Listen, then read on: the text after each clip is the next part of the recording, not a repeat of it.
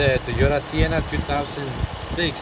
It had a leak on this piece. It's the thermostat housing.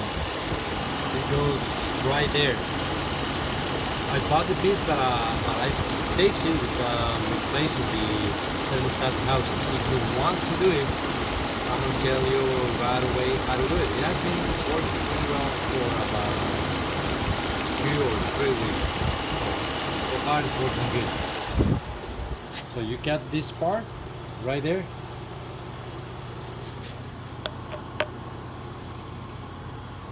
You cut it like this.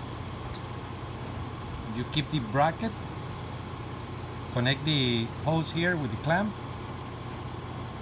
The hose is long enough.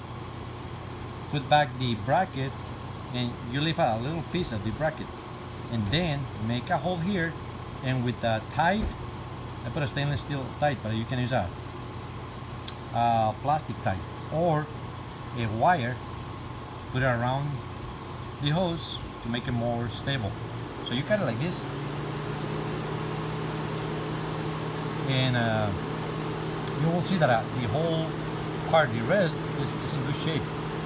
When it breaks, the brakes are right here where you connect the hose.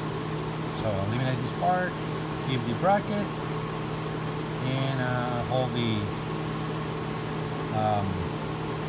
radiator hose right there. It will work.